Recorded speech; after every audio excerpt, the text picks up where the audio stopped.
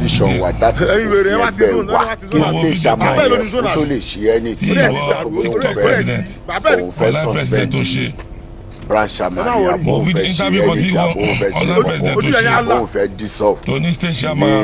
branch yẹn ó gbọ́dọ̀ gba approval ní national headquarter online president tó bá gba approval ní national headquarter nǹkan tó bá ń ṣe tó bá ń dissolve wọn àbí pé ó ń ṣe ní ti tó ń ní state yẹn ó ń ṣe lápò ara ẹ̀ because with the national headquarter àwa la mọ nǹkan tí a gbọ́dọ̀ ṣe lórí nǹkan tí state chairman yẹn bá kọ́ wá síbẹ̀ láti ní kó kékeré ó ṣẹlẹ̀ bẹ́ẹ̀ yẹn national unit. ẹ̀yin tèmi ó tún ti ṣẹlẹ̀ o lórí gbàgbó tó ń lọ láàrin àwọn onímọ́tò láàrin àwọn Sego nation àti MC Oluomo nation. MC Oluomo ní wọ́n láti gba approval tó máa ní láti ṣe anything ní Lagos State as the chairman of NURTW. òun ni àwọn ọmọ Sego bọ́ta ọ̀ pé wá àlàyé ò lè mẹ́ríkà máa gba approval lọ́wọ́ ẹ̀ka tó ṣe anything because ìgbà tíwọ náà wà ń bẹ́ àwọn ọ̀wà tíwọ náà wù lélẹ̀ o gba approval kó tó yọ̀yàn báyìí báyìí kó tó yẹ ní báyìí báyìí kó tó yẹ ní báyìí báyìí so àṣẹlẹ̀ làbọ̀ wá bá àwọn Sego nation ti wá dìde láti ṣíwèé fún àwọn ọmọ Sego ti dìde láti ṣíwèé fún MC Oluomo báyìí ẹ̀yin tèmi ẹ wá nǹkan fìdílé. This is DIGINAIJA TV. Don't forget to subscribe, like and share. ẹ já lọ gbọ́ lẹ́nu àwọn ọmọ Sego. ọ̀rẹ́ ẹ̀kọ́ ṣe mistake jábọ̀ ní ẹnu ẹ̀ kò ṣòro ọ̀rọ̀ tẹ̀ kó sẹ́sà pé ìjọ kí Lagos State chairman kọ́ gba lẹ́tà lọ́wọ́ ẹ̀ àbá approval lọ́wọ́ ẹ̀ kó tó dissolve branch kankan. ìwọ online president má bínú ọ ìgbà tí wọ́n dissolve lẹ́jẹ̀ ṣe ní kọ́tún branch bàbá lẹ́jẹ̀ ṣe ní kọ́tún ṣé wọ́n gba approval lọ́wọ́ bàbá Bàrúwá kó tó dissolve wọn ìgbà tó wà ní state chairman Lagos State ìgbà tó dissolve branch Istigaba Alhaji Azeez Abiola Istigaba ṣé ó gba lẹ́tà àbó gba approval lọ́wọ́ national president ìgbà tó dissolve zone Istigaba tó sọ branch ẹ̀yẹ kan tó sọ di zone mọ́ Istigaba lọ́wọ́ ṣé ó gba approval lọ́wọ́ national president kó tó ṣe èmi gangan èmi Sakaba èmi gangan tí mò ń sọ̀rọ̀ ìgbà tó máa dissolve branch mi tó gba branch lọ́wọ́ tèmi ṣé ó gba approval lọ́wọ́ national president kó tó dissolve mi ni. now ibi tó wà ti mọ̀ pé o ní bẹ̀rù ọlọ́run ló dé sí ẹ wàláhì mo fi gbogbo ọdún mo ní mo fi búra fún ẹ ọlọ́run ló dé sí ẹ o ní bẹ̀rù ọlọ́run o ní bẹ̀rù o ní bẹ̀rù o tẹ òkè ha kí n tẹ pọ́n àbáyé lé ó ń di former state chairman NURTW Lagos State Alhaji Tájù ní bàbá àgbẹ̀dẹ ó dissolve branch bàbá yẹn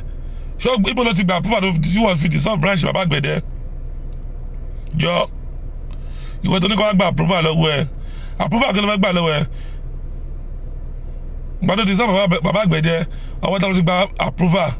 nísìn ó wá ń ké ó wá ń sọkó káàkiri ó wá ní kọ́ wá gba approval ó ló fẹ́ gbà lọ́wọ́ ẹ ta ni approval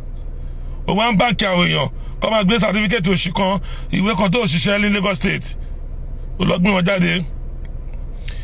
ìwé tó wà lọ́wọ́ Istigaba ṣé wọ́n jẹ́ kí Istigaba operate nígbà tó fún Istigaba state chairman ìwé tó wà lọ́wọ́ Istigaba is still the authentic ìwé tó látọ̀dọ̀ national president ìwé tó wà lọ́wọ́ Istigaba tí Istigaba mi operate nísìn ó wá kọ́ wọn sìn ọdún náà mi mọ̀ bí tí wọ́n ti ṣe president yẹ o online mọ̀ tó ti ṣe president ó wá ní kó wá gba approval lọ́wọ́ ẹ ẹni bá máa dissolve kó wá gba approval kí ló fẹ́ gbà lọ́wọ́ ẹ àwọn tí wọ́n dissolve àwa tí wọ́n dissolve èmi kankan tó dissolve ṣé ó gba approval lọ́wọ́ national president kó tó dissolve fún mi ni ṣé ó gba approval lọ́wọ́ national president kó tó dissolve Alhaji Azeez Abiola Istigaba branch wọn àti zone wọn ṣé ó gba approval lọ́wọ́ bàbá Bàrúwá kó tó dissolve Alhaji Tájù ní Àgbẹ̀dẹ lẹ́jẹ̀ ṣe ní kọ́tún bàbá aríbídẹ́sí tó wà ní Kọ́lá tó ti kún sí tó dissolve bàbá yẹn ìrònú ló pa bàbá yẹn náà ṣé ó gba approval lọ́wọ́ national president kó tó dissolve bàbá yẹn ó gba approval ó wá dissolve wọn nísìn ó wá kọ́ wọn náà sìn ó wá ń ké ó wá ní kọ́ gba approval kí ló fẹ́ gbà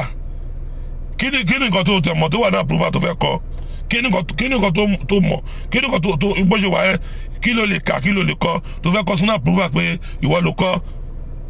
àbí kọ́kọ́ fún ẹ ní ìwé kọ́kọ́ máa wo fọ́tò ni ṣòro bá fọ́tò lọ́ọ́ yà nù ìwé tó fẹ́ fún ẹ ní kí ni túmọ̀ approval tó ń sọ kí ni túmọ̀ ìwé tó fẹ́ gbà lọ́wọ́ ẹ kí ló mọ̀ tó fẹ́ kọ́ sínú ìwé yẹn ìwọ gangan tó ní kó wá gba ìwé lọ́wọ́ ẹ. ó jẹ́ kí Istigaba operate now ìkọ́ tó jẹ́ kí Istigaba operate láyé gbà yẹn lọ́wọ́ fẹ́ ṣe láyé Alhaji Mustapha Sego ó fẹ́ fi brain ó fẹ́ fi ọgbọ́n lọ ó fẹ́ fi dá ìjọba Sego láàmú oníkọ́ wa gba approval lọ́wọ́ ẹ̀ approval ọdún station máa fẹ́ gbà lọ́wọ́ ẹ̀ ṣé wọ́n rán ẹ lọ sí Àbújá ni ṣé èèyàn máa ń du gọ́fúnà tó bá parí gọ́fúnà tán àwa padà àwa náà fẹ́ jẹ́ chairman local government àbí èèyàn máa ṣe chairman local government tán àwa náà fẹ́ ṣe councillor kí ló ń wá káàkiri ó sì lẹ́kọ̀ọ́ mọ́ náà ó dẹ̀ fẹ́ Alhaji Mustapha Adékúnlé Sego lẹ̀ kọ́ parí ìjọba wọn náà kọ́ ṣe ìjọba wọn káwa náà rìn náà èwo ni tó ń dá wa lálẹ́ káàkiri ó wá kọ́ ẹ̀sìn wọn pariwo káàkiri approval kí ló mọ̀ tó wà ní approval tó fẹ́ kọ́ kí ló fẹ́ kọ́ síbẹ̀ ṣé fótó ló fẹ́ yà nínú approval ni àbí píṣọ̀ rògbò wọn yà sọ kọ́ sínú approval ni tó bá sọ pé ẹ lọ pé bó ṣe máa rí náà nìyẹn o òun ló ti dé bẹ́ẹ̀ yẹn o òun ló ti dé sílẹ̀ yẹn àwọn tó ń fún ní support àwọn yẹn kò lè work Lagos State government sọ ọ̀nà ẹgbẹ́ méjì pé làwọn approve Lagos State which is NURTW àti road transport worker àti àwọn road